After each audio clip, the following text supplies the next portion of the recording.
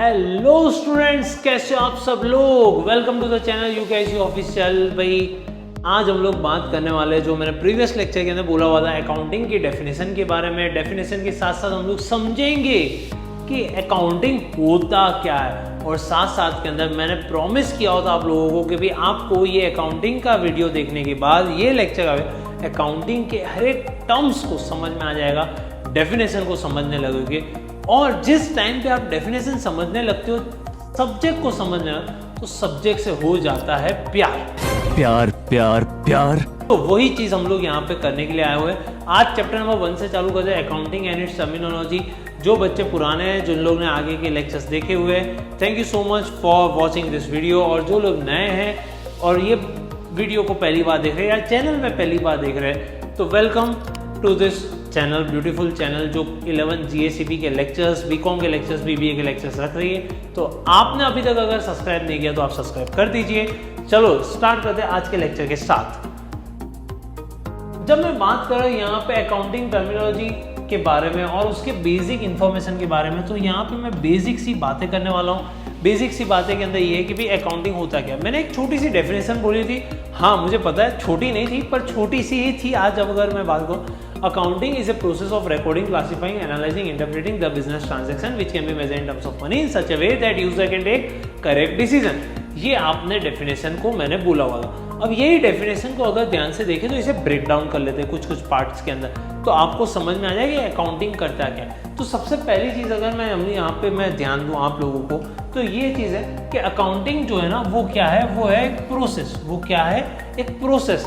Process का मतलब जब भी वर्ड प्रोसेस आ जाता है तो स्टेप बाय स्टेप जाना पड़ता है। Step number 1, step number 2, step number 3, step number 4। मान लो आपको अगर किसी की ऑटोबायोग्राफी देखने को बोले, छोटे से तब आता था ना इंग्लिश गुजराती के अंदर, कभी ना कभी तो आए आत्मकथा लिखो, हिंदी विंदी लिखो, तो आत्मकथा लिखते हो तो उसमें चालू कहाँ से होता है भाई, उसका चालू होता है बर्थ से, फिर आता है बचपन, फिर आता है जवानी, फिर आता है बुढ़ापा, फिर आती है मृत्यु।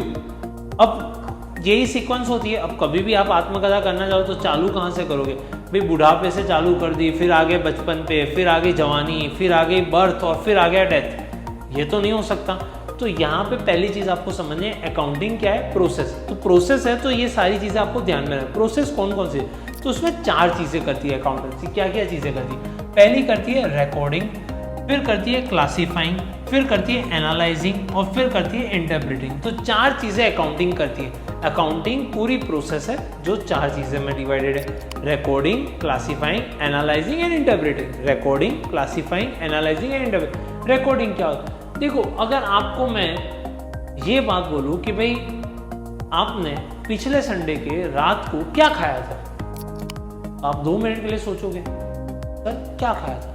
अगर कोई बहुत फेवरेट डिश थी तो फटाक से याद भी आ जाएगी, पर कई बार ऐसा होगा याद ही नहीं आ रहा। अब याद कर रहे पिछला संडे किया क्या था हमने, पहले तो वो याद कर, फिर उस दिन रात को किया क्या था, हाँ, और खाया क्या था।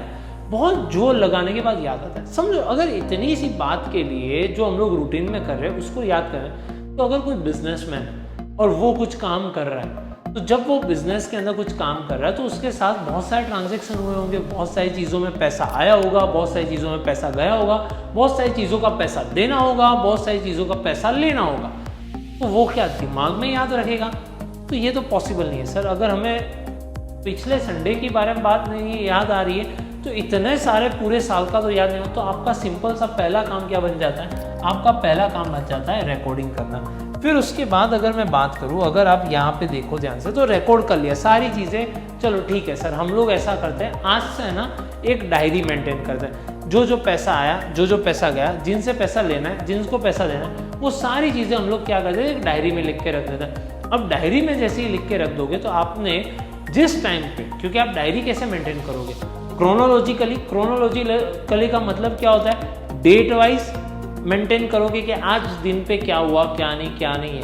तो मुझे ये बताओ, क्या आपको प्रॉफिट एंड लॉस पता चल जाएगा, कमेंट के अंदर बताओ। अगर आपने सारा हिसाब किताब रख दिया, एक साथ लिख दिया, मतलब डेट वाइज लिख दिया, भाई कौन से दिन पे पैसे आए, कौन से दिन पे गए, या एक दिन में कितने बार पैसा आया, कितने बार, क्या आपको प्रॉफिट एंड लॉस पता चल जाएगा, फटाफट से बताओ। आप में से कई सारे बच्चे बोलेंगे हाँ, कई सारे बच्चे बोलेंगे ना। अब समझो, आंसर है ना, नहीं समझ में आएगा। क्यों नहीं समझ में आएगा, क्वेश्चन यहाँ पे याद है। क्यों नहीं समझ? तो एक सिंपल से लॉजिक के बारे में हम लोग समझते हैं, क्यों नहीं समझ में आएगा उसके बाद। एक बात समझो, आपने सारा हिसाब किताब तो लिख दिया, पर कुछ कुछ दिन पैसे आए होंगे, कुछ कुछ दिन गए होंगे, कुछ कुछ दिन दोनों चीज़ें हुई। तो अब मुझे क्या करना होगा? ये तो बेसिकली आपने खिचड़ी बना ली। आपने क्या कर दिया, आपकी पुरानी बुक याद करो। आपके स्कूल के अंदर एक बुक हुआ करती थी, रफ बुक, जहाँ पे मैथ्स भी लिखते थे, साइंस भी लिखते थे, इंग्लिश भी लिखते थे, एसएस भी लिखते थे, सब कुछ एक बुक में लिख दिया। अब सारी चीज़ें एक बुक में लिखने से क्या आपके मार्क्स आ जाते थे? उसको लाने के लिए आपको क्या करना पड़ता था? अगर मार्क्स चाहिए तो रफ बुक से ज़्यादा, क्योंकि रफ बुक के अंदर पीछे कई पन्ने ऐसे भी थे जहाँ पे आपने सुन चोकड़ी खेली हुई थी, आपने किसी को चिट भी की हुई थी। तो रफ बुक के अंदर सारी चीज़ें काम की नहीं है। जो जो चीज़ें काम की है, जो ट्रांजेक्शन इंपॉर्टेंट है, उन सबको अब क्या, जैसे अलग अलग पन्नों पे मैथमेटिक्स होगा। आज पहले पन्ने पे मैथमेटिक्स है, फिर 3-4 पन्ने के अंदर साइंस लिखा होगा, फिर वापस से मैथमेटिक्स, फिर वापस से 3-4 पन्ने के अंदर इंग्लिश लिखा होगा। तो मुझे सारे मैथमेटिक्स वाले जो पन्ने हैं उनको क्या करना होगा? मैथमेटिक्स की क्लास बुक में लिखना होगा। इंग्लिश वाले जो पन्ने हैं वो उसे इंग्लिश की बुक में लिखा होगा। एसएस वाले जो है वो एसएस के अंदर लिखना होगा। मुझे सारी चीज़ों का क्या करना होगा? अलग अलग जगह पर लिखना होगा। तो मैं यहाँ पे क्या कर रहा हूँ, जो सिमिलर चीज़ है, सिमिलर नेचर की चीज़ है, उसे क्लासीफाई कर रहा हूँ, उसे ग्रुपिंग कर रहा हूँ और उसे एक जगह पे रख रहा हूँ। उस चीज़ को बोला जाता है क्लासीफाई। उस चीज़ को क्या बोला जाता है? क्लासीफाई। तो मैं क्लासीफाई करूँगा। अब समझो हर महीने की 7 तारीख को मैं पगार देता हूँ, तो मैं अपने क्या करूँगा, हर महीने की डेट पे 7 तारीख पे पगार होगी, तो हर जनवरी, फरवरी, मार्च, अप्रैल, मई, जून, जुलाई, अगस्त, सितंबर, अक्टूबर, नवंबर, दिसंबर, सबके सारे सैलरी को मैं उठाऊंगा और उन सबको मैं एक जगह पे रखूँगा। क्लियर है? मैं परचेज भी अलग अलग डेट पे कर रहा हूँ। बिजनेस के अंदर एक साल थोड़ी है कि एक साथ पे सारी चीज़ें खरीद लूँगा, मैं अलग अलग डेट पे करूँगा। तो वो सारा अलग अलग डेट पे उसे एक साथ पे डालूंगा। बेचूंगा तो एक ही दिन पे तो सारा सामान नहीं बिकने वाला, अलग अलग दिन पे बिकने वाला है। तो वो सारी चीज़ों को मैं अलग अलग पन्नों से उठा के एक जगह पे डालूंगा। तो ये मेरा हो गया क्लासीफाइंग। तो मैंने पहले क्या किया, अकाउंटिंग के अंदर एक प्रोसेस होती है जिसमें पहले रिकॉर्ड करो, फिर क्या करो, क्लासीफाई करो। फिर आता है हमारे पास एनालाइजिंग। एनालाइजिंग का मतलब क्या है? अब मैं देखूंगा, अब मेरा आता है पीएनएल वाला चक्कर, प्रॉफिट एंड लॉस वाला। पीएनएल मतलब प्रॉफिट एंड लॉस। फिर पीएनएल का चक्कर आता है। पीएनएल के अंदर मैं ये देखूँ, ओके, इस बार इतनी खर्चे हुए, इतना पैसा आया, भाई खर्चा इतना, पैसा इतना आया, तो अब मेरी इनकम कितनी? तो मैंने एनालाइज किया। मैं यहाँ पे ये भी एनालाइज करूँगा कि भाई ओके, भाई लास्ट ईयर कितने खर्चे हुए थे, इस साल कितने खर्चे हुए, लास्ट ईयर मैंने पगार में कितने डाले थे, इस साल कितने, लास्ट ईयर मैंने परचेस कितनी की थी, इस बार कितनी पर, लास्ट ईयर मैंने कितना माल सामान बेचा होता, इस बार कितना बेचा। तो मैं एनालाइज कर रहा हूँ, मैं समझ रहा हूँ कि भाई कहाँ कहाँ पे गलती रह जाती है, किसको ज़्यादा इंप्रूव हो सकता है, कहाँ पे खर्चे कम हो सकते हैं, कहाँ से इनकम ज़्यादा आ सकती है। तो ये एनालाइजिंग हो गया। अब ये 3 चीज़ें हो जाने के बाद कौन कौन सी? Accounting is a process of recording, classifying, analysing and interpreting. The 4th position is interpreting. ये इंटरप्रेटिंग का मतलब क्या है? मान लो मैं आपको ये दे दूँ, ए भाई साहब जो है ना, ए भाई साहब और बी भाई साहब दोनों चीज़ें। देखो मैं आप लोगों से एक चीज़ उम्मीद ज़रूर करता हूँ कि आप कमेंट के अंदर बताते जाओ, तो आपका भी क्या होगा, यहाँ पे ध्यान रहेगा कौन कौन सी चीज़ें आ रही है, क्या आ रही है। तो आप कमेंट करते जाना। अगर आप खाली देखोगे तो उससे मतलब नहीं है, आप अपना दिमाग लगाना चालू कर दो तो समझ में आएगा। देखो एक सिंपल सी बात, देखो जब मैं यहाँ पे कुछ भी चीज़ करूँगा तो आपको 99% समझ में आ जाने वाली है। समझ रहे हो? समझ रहे हो आप? समझ रहे हो ना? कोई दिक्कत नहीं आती। पर ये ऐसी चीज़ हो गई कि भाई आप किसी बंदे को स्विमिंग करते हुए देखो और आप खुद करो, इन दोनों में डिफरेंस होता है। जब आप किसी को स्विमिंग करते हुए देख रहे हो तो आपको इतना ही समझ में आ रहा है आपके ब्रेन को कि हाथ हिलाना है, कितने जोर से हाथ हिलाना है। वो जब आप खुद करने बैठोगे तब जाके पता है कि कितने जोर से हाथ हिलाना है।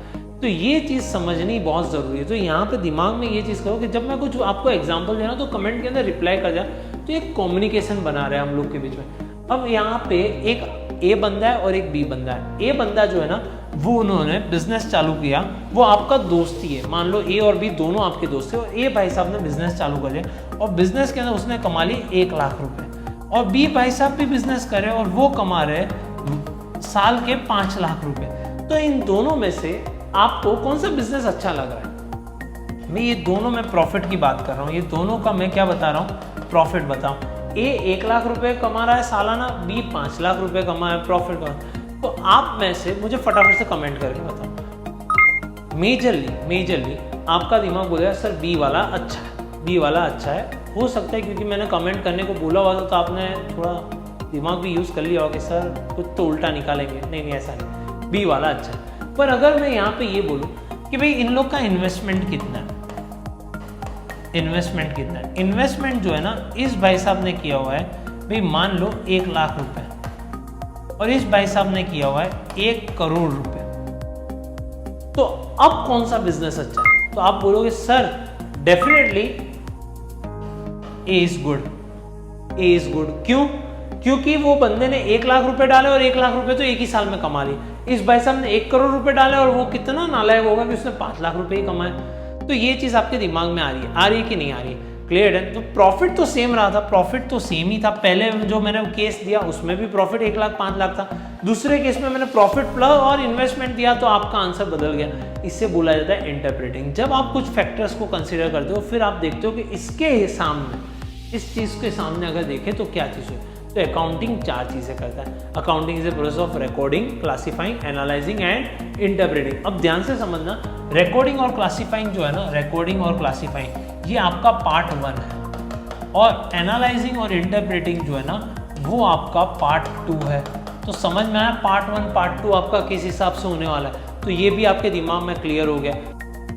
तो ये मैंने बोल दिया accounting is a process of recording, classifying, analysing and interpreting. यहाँ तक लर्न हो जाना चाहिए मेरे साथ साथ, क्योंकि हम लोग यहाँ पे पढ़ने के लिए आए। तो ये चीज़ है। फिर बाजू में पसूरी पसूरी दिखे तो क्लिक मत कर देना वहाँ पे। Clear done? यहाँ पे ध्यान देना। चलो तो अब मैंने देख लिया अकाउंटिंग क्या करता है। हाँ सर समझ में आ गया। अब हमें समझ में आ गया प्रोसेस है रिकॉर्डिंग, क्लासिफाइंग, एनालाइजिंग, इंटरप्रेटिंग की किसके?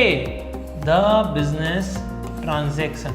ना व्हाट आर बिजनेस ट्रांजेक्शन, इसको समझते हैं। बिजनेस ट्रांजेक्शन वो ट्रांजेक्शन होते हैं जो कोई स्टिमुलेशन क्रिएट करता है in the business, stimulation create करता है in the business by an insider. अब what is the meaning of stimulation? Stimulation means plus और माइनस। भाई बिजनेस के अंदर कुछ प्लस होगा कुछ माइनस होगा साइमल्टेनियसली, साइमल्टेनियस मतलब एक साथ, कुछ प्लस कुछ माइनस होगा। और जब ये प्लस और माइनस दोनों चीजें हो रही है बाय एन इनसाइडर, तो अब एग्जांपल के तौर पे समझते हैं। मान लो रिलायंस को है ना एक अपनी ऑफिस बनानी है अहमदाबाद में, तो एक ऑफिस के लिए इमारत बनेगी। इमारत के उससे चाहिए भाई ब्रिक्स चाहिए, सीमेंट चाहिए, रेती चाहिए, कच्ची चाहिए, बहुत सारी चीज़ें चाहिए। मान लो सीमेंट चाहिए। अब सीमेंट चाहिए तो ये सीमेंट अगर रिलायंस को चाहिए तो वो अंबुजा सीमेंट से बात करेगा, क्योंकि अंबुजा सीमेंट हमें 3 ट्रक भर के सीमेंट चाहिए, ऐसा ही होगा। तो मुझे ये बताओ क्या रिलायंस की बिल्डिंग चलते चलते चलते अंबुजा सीमेंट के बिल्डिंग तक आएगी और बोलेगी भाई दो?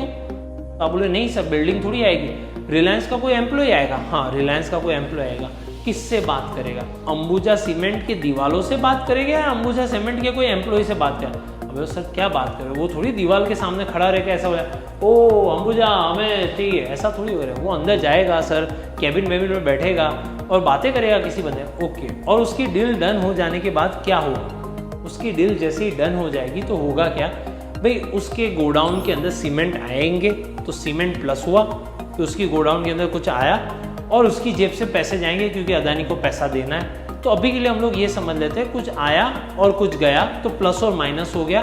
तो ये बिजनेस के लिए हुआ। किसके लिए हुआ? बिजनेस के लिए। भाई ओनर की जेब में क्या हो रहा है क्या नहीं वो हमें देखना नहीं है। Clear done? ओनर क्या कर रहा है, एम्प्लॉय क्या कर रहा है नहीं, बिजनेस को क्या इफेक्ट हो रहा है वो देखना है। तो आज एक पहली सीख आप लोग के दिमाग में डाल देनी है जो बहुत इंपॉर्टेंट है पूरे अकाउंटिंग के लिए। ये चीज बहुत ही इंपॉर्टेंट है, डाल देना चीज दिमाग के अंदर। अकाउंटिंग के अंदर ओनर और बिजनेस ये दोनों अलग अलग चीज। आप अकाउंटिंग करने वाले हो बिजनेस का, आप अकाउंटिंग किसका करने वाले हो? बिजनेस का, ओनर का करना नहीं है। जिस दिन आपने ओनर का अकाउंटिंग करना चालू कर दिया उस दिन समझ लो कि आप गलती कर बैठे हैं, अकाउंटिंग करना छोड़ देना, महापाप कर चुके हो आप लोग। ऐसी गलती मत करना। आप अकाउंटिंग किसका करने वाले हो? बिजनेस का। ये दिमाग के अंदर अकाउंटिंग किसका है? बिजनेस का। तो बिजनेस में कुछ अगर मुकेश अंबानी को कुछ चाहिए और मुकेश अंबानी खरीदे उससे रिलायंस में कोई इफेक्ट नहीं आएगी, हम लोग लिखेंगे भी नहीं, जो करना है करें। अगर मान लो भाई एक हमारा बंदा था ओनर, मेरा ओनर था, ओनर ने क्या कर दिया उसकी वाइफ को एक बहुत ही अच्छा सा डायमंड नेकलेस दे दिया। कितने रुपए का? 5 लाख रुपए का दे दिया। 5 लाख रुपए का उसने क्या दे दिया? डायमंड नेकलेस वाइफ को दे दिया। तो आप बोले सर खर्चा हो गया, ओहो ओनर का खर्चा हो गया, लिख देते। यहीं पे गलत है भाई। मैंने किधर भी एग्जांपल में ऐसा बोला कि ओनर ने बिजनेस में से पैसे उठाए थे? हो सकता है ओनर के कोई अच्छे रिलेटिव हो जिन्होंने ओनर को बोला जा मैं तुझे पैसा देता हूँ तो अपनी वाइफ के लिए वो हाल लेके आ जा। ऐसा हो सकता है। समझने के लिए आप लोग, क्योंकि आप लोग है ना, मुझे पता है कुछ चीज़ें समझने के लिए एग्जाम्पल ठीक है। मान लो भाई ये अनुज जो है जीके काका ने उसे पैसे दिए होते हैं अनुज को कि जा अनुपमा के लिए वो 5 लाख का हाल लेके आ जा, तो यहाँ पे क्या अनुज की कंपनी को कोई फर्क पड़ेगा? आंसर विल बी नो, नहीं पड़ेगा। तो ये बिजनेस ट्रांजैक्शन नहीं है। ओनर ने भले खर्चे किए, पर अगर वही ओनर ने मान लो बिजनेस के अंदर एक एसी डलवा दिया तो उससे फर्क पड़ेगा, क्योंकि वो एसी बिजनेस में आया और बिजनेस के अंदर कुछ प्लस हुआ कुछ माइनस हुआ। अब दिमाग में क्लियर होगी बात है। ओके, तो हम लोग सर आप ये समझाना चाहते हो, समझना मैं रिकेप कर रहा हूँ। अकाउंटिंग एक प्रोसेस होती है किसकी? Recording, classifying, analysing, interpreting business transaction. जो बिजनेस को अफेक्ट कर रहा है, ओनर को अफेक्ट कर रहा है या एम्प्लॉय को अफेक्ट कर रहा है, वो हमें देखना नहीं। अब उसके बाद हम लोग बात करते हैं which can be measured in terms of money, which can be measured in terms of money. Okay, इसको समझते हैं। देखो अकाउंटिंग के अंदर वही चीज लिखी जाएगी जिसको हम पैसों में माप सकते हैं। जैसे कि मान लो मैं अच्छा पढ़ा रहा हूँ, बहुत अच्छा पढ़ा रहा हूँ, आपने अपने दोस्तों को बोला, भाई स्कूल में जाके बोला कि भाई तुझे देखना हो कॉमर्स सही में सीखना हो, यूकेआईसी ऑनलाइन करके, यूकेआईसी ऑफिशियल करके एक यूट्यूब पे चैनल है, वहाँ पे चले जाओ, वहाँ पे बहुत अच्छा पढ़ा रहे उदयन के सर। आपने मेरी एडवर्टाइज कर दी, सब लोगों को बोला, और सबको बोलने के बाद वो लोग भी मेरे पास आए, उन लोग ने भी देखा और उन लोग ने कुछ ना कुछ तरीके से मुझे बेनिफिट हुआ। मान लेते कुछ ना कुछ तरीके से बेनिफिट हुआ, या तो मैंने कुछ कोर्स डाला और कोर्स उन लोग ने परचेज कर लिया, ऐसा मान लेते मुझे फायदा हुआ। क्लियर है? मतलब यहाँ पे एडवर्टाइजमेंट हुई और एडवर्टाइजमेंट से मेरी सेल्स बढ़ी। सिंपल से लॉजिक के लिए रखते हैं। दूसरा केस सिनारियो देखते हैं। मैंने क्या किया, क्योंकि मेरा पूरा कोर्स बन चुका था, मुझे सोचा यार लोगों तक ये कोर्स अफोर्डेबल रेट में पहुंचाना है, और ये कोर्स पहुंचाने के लिए मैंने ऐसा सोचा कि क्यों ना मैं पेपर के अंदर एक बड़ी सी एडवर्टाइजमेंट दे दूं कि भाई कॉमर्स आप लोग घर बैठे बैठे पढ़ सकते हो, पर वो भी आपके लोकल ट्यूशन से बहुत बेहतर तरीके से, ये मैंने बोल दिया। और इसकी एक एडवर्टाइजमेंट दे दी संडे के पेपर में। संडे के पेपर में बहुत सारे पेरेंट्स पढ़ते हैं, पेरेंट्स ने देखा अच्छा ऐसा है, ओह इतना अफोर्डेबल और इतने क्वालिफाइड टीचर्स पढ़ाते हैं। जैसे कि खुशहाली मैम आपके इकोनॉमिक्स लेते हैं, वो IIM बेंगलोर में से उन्होंने माइक्रो मास्टर्स किया हुआ है। डिम्पल मैडम है जो वो उन्होंने MCOM किया हुआ है, MBA किया हुआ है। मैंने खुद PhD की हुई है अकाउंटेंसी के अंदर। तो और बहुत सारे मेरे इंटरनेशनल रिसर्च पेपर है जो गूगल पे जाके आप देख सकते हो। तो आपके पेरेंट्स को ऐसा लगा अरे क्या बात है, ये इतने अच्छे फैकल्टी हमारे एरिया में हमारे घर पे आके पढ़ाएंगे, मतलब फोन से के थ्रू। अब ऐसा है, तो उस टाइम पे भी मैंने एडवर्टाइजमेंट कर दी।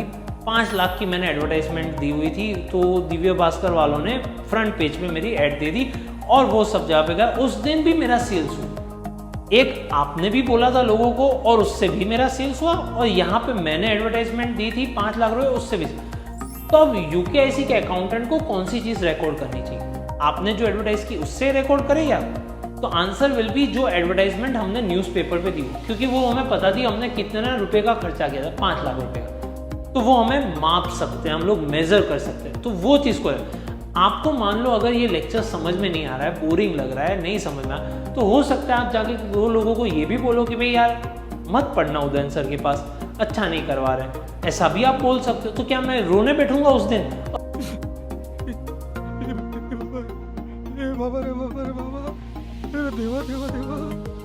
ऐसा थोड़ी करूंगा मैं, ये थोड़ी करूंगा अरे अरे 4 लोग चले गए, नहीं करने वाला, क्योंकि इसको मैं मेजर ही नहीं कर सकता। आप अपने दोस्त को बोलोगे या नहीं बोलोगे मुझे थोड़ी पता है। भाई हो सकता है आप बोलो, उम्मीद करता हूं आप बोलो ही सही में, पर अगर नहीं बोला तो फिर उसका कोई मतलब रहने वाला नहीं, समझ। पर पेपर में जब मैं 5 लाख रुपए दे तो मुझे पता है पहले पेज पे मेरा आने वाला है, लोग देखेंगे और उससे हो सकता है सेल्स हो या ना हो वो सेकेंडरी में, पर खर्चा यहाँ पे 5 लाख का हुआ, उससे मैं मेजर कर सकता हूँ। तो यहाँ पे हमारी क्लास हो गई, यह बात है accounting is a process of recording, classifying, analysing, interpreting the business transaction which can be measured in terms of money. अभी तक समझ में आ रही है ना डेफिनेशन? अब देख जब मैं पढ़ा रहा हूँ तो एक चीज़ मैं आप लोग को ये बोलूँगा, आप लोग भी घर पे थोड़ा बहुत बोलते जाओ, मनी मन में समझते जाओ क्या क्या चीज़, तो उसी टाइम पे लर्न हो जाए। फिर रट्टा मारने की जरूरत है, वरना तो आप रट्टा मारने जाओगे, कितना रट्टा मार पाओगे? एक कैपेसिटी से ज़्यादा आप रट्टा नहीं मार सकते। और रटने के लिए कभी पढ़ना भी नहीं चाहिए, तो पढ़ाई छोड़ देनी चाहिए। लास्ट में, इन सच ए वे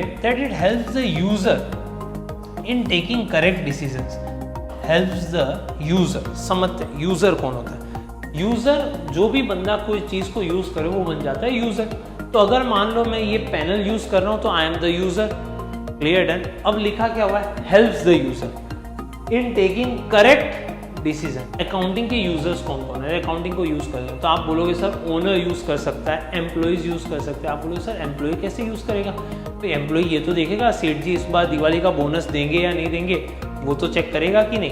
तो हाँ सर चेक करेगा, सही है। तो एम्प्लॉयज भी चेक कर, गवर्नमेंट चेक करें अभी आप टैक्स बैक्स बराबर से दे रहे हो या नहीं दे रहे हो, तो गवर्नमेंट भी तो टैक्स चेक करेगी आपकी अकाउंटिंग। हाँ सर, सीए जो अकाउंटिंग फाइल करता है वो भी तो आपके बुक्स ऑफ अकाउंट्स देखेगा या नहीं? हाँ सर वो भी देखेगा, बराबर। आपके अंदर जिन लोगों ने पैसा डाला हुआ है जो इन्वेस्टर्स है वो भी तो अकाउंटिंग चेक करेंगे या नहीं करेंगे? हाँ सर बुक्स ऑफ अकाउंट वो भी चेक करेंगे। बैंक वाले क्या सकल सूरत से लोन देते हैं? ऐसा है नहीं सर, आप ऋतिक रोशन लग रहे हो, आपको 5 करोड़ दे दी, और कोई दूसरा बंदा जाए नहीं तुम्हारी सकल सूरत तो नवाजुद्दीन जैसे गरीब उजाले रोल है आपके पास।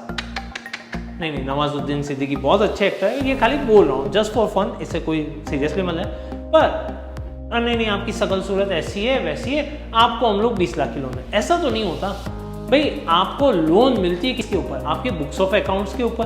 तो ये चीज़ समझने वाली बात है, तो ये दिमाग में डाल देनी है। तो यहाँ पे उन सब लोगों को, बैंक वाले को, गवर्नमेंट को, सीए को, एम्प्लॉयज को, ओनर को, अकाउंटेंट को, इन्वेस्टर को, सबको जो इन्फॉर्मेशन चाहिए और वो इन्फॉर्मेशन उन्हें मिलने के बाद वो सही डिसीजन ले पाए। मतलब यहाँ पे हम लोग कोई बायसनेस नहीं करेंगे। हम लोग ऐसा नहीं है कि अच्छा ओनर बोल रहा है तो ऐसा करते, प्रॉफिट अच्छा दिखा तो ओनर खुश हो जाए पार्टी सार्टी देगा, ऐसा नहीं हो सकता। जितने भी यूजर्स है उससे ट्रांसपेरेंसी के साथ दिखाएं, जिससे उन लोग को अपने डिसीजन, इन्वेस्टर को इन्वेस्ट करना है कि नहीं पता चले, बैंक को लोन देना है या नहीं देना है वो पता चले, गवर्नमेंट को टैक्स लेना चाहिए नहीं लेना चाहिए, कितना लेना चाहिए वो पता चले। वो सारी चीज़ें जब पता चल जाए सबको सही तरीके से, तब जाके ये बनती है अकाउंटिंग। तो अकाउंटिंग अभी तक हमने जितनी भी समझी वो क्या समझी? Accounting is a process of recording, classifying, analysing and interpret the business transaction which can be measured in terms of money in such a way that user can take correct decisions. तो ये definition हो गई। अब आपके text book के अंदर एक और डेफिनेशन दी हुई है, जो दी हुई है American institute of certified public accountants AICPA। ध्यान रखना क्योंकि ये चीज़ बहुत इंपॉर्टेंट है, फुल फॉर्म पूछा जा सकता है। AICPA का फुल फॉर्म है तो American institute of certified public accountants है, अकाउंटिंग नहीं है, अकाउंटेंट्स है। तो ये चीज़ दिमाग में डाल देनी। अब कई बार आपको क्वेश्चन तोड़ मरोड़, व्हाट इज अकाउंटिंग? तो सर पहली वाली डेफिनेशन और दूसरी वाली दोनों में से कोई भी एक लिख सकते हैं। मान लो explain accounting as per AICPA, तो आपको जक मार के यही लिखनी है, कुछ नया नहीं है। यहाँ पे समझते ये कौन सी डेफिनेशन में क्या क्या चीज़ें दी हुई। देखो accounting is an art, accounting is an art of recording, classifying and summarising.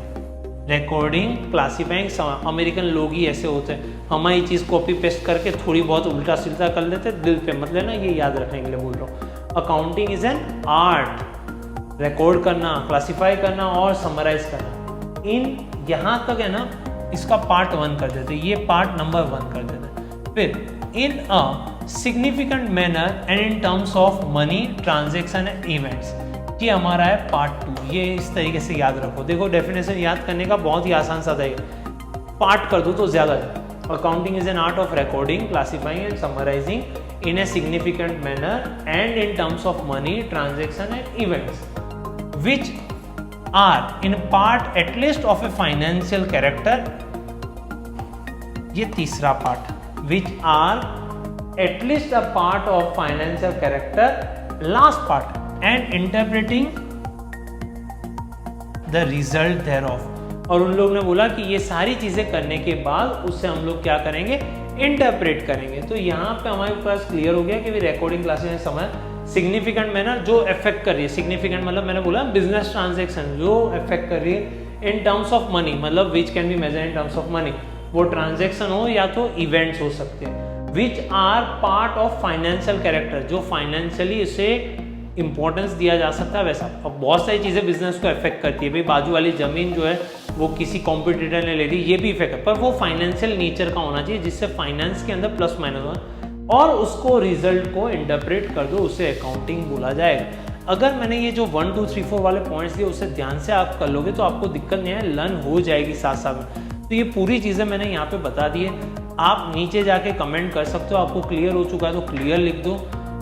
तो ये आज का लेक्चर रखते हैं, लेक्चर नंबर 1। छोटा सा एक लेक्चर जो मैंने यहाँ पे दिया हुआ है वो लेक्चर को आप लोग शांति से देख लेना, क्या क्या चीज़ है। मैंने कम समझा दी है, मतलब अकाउंटिंग क्या होता है वो समझा दिया, बहुत ही डिटेल में समझा।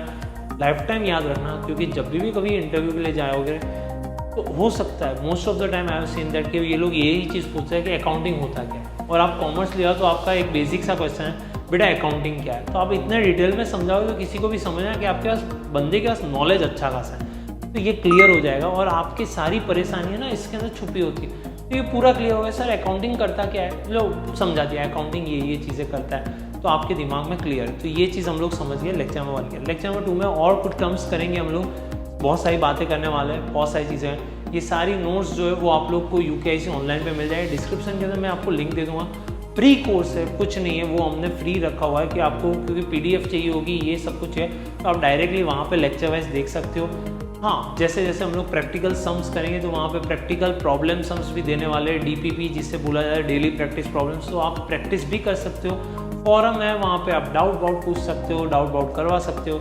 आपने कुछ सॉल्व किया, किसी और के जो डाउट है, तो कोई बंदा जो यहाँ पे भी वीडियो देख रहा है, हो सकता है आपके डाउट आ जाए और किसी बंदे का सॉल्व हो गया तो वो सॉल्यूशन दे सकता है भी, ये चीज़ें सही थी, यहाँ पे ये गलती करी, तो पीयर टू पीयर एक आपका एक कॉन्टेक्ट बन जाएगा। ये सारी नोट्स आप लोग को मिल जाएगी, तो वो भी आपके लिए एडवांटेज है। तो आप खाली UKIC ऑनलाइन पे मैंने जो कोर्स दिया वहाँ पे जाके कर सकते हो, इट इज़ कम्प्लीटली फ्री, यहाँ पे कुछ भी नहीं है। पर आपके पास मटेरियल सही होना चाहिए, ऐसा भी नहीं कि अरे सर उस टाइम पे समझ में आया फिर अब वापस से YouTube देखने बैठे, तो वो टाइम वेस्टिंग इवेंट हो जाती है। देखो आप और मैं दोनों मैच्योर इंसान हैं, हम दोनों को पता है कि वो टाइम वेस्टिंग करने से अच्छा टाइम को यूटिलाइज कर ले तो कम टाइम के अंदर ज़्यादा कर सकते हैं। चलो आज का लेक्चर यहीं पे समाप्त करते हैं, मिलते हैं नेक्स्ट लेक्चर के अंदर बहुत सारी नई चीज़ों के साथ। तब तक के लिए bye bye, see you, tata, आओ जो। क्या बोल रहे हो बच्चे, YouTube के वीडियो देखने से अच्छा Instagram पे जाते हैं फ्रेश होने के लिए, और तब भी मुझे फॉलो नहीं करते, ये सच है। जल्दी से जाओ Instagram पे, फ्रेश ही होना हो तो कंटेंट को, एजुकेशन और एंटरटेनमेंट दोनों को साथ में देखो, और फॉलो करो मुझे Instagram के ऊपर।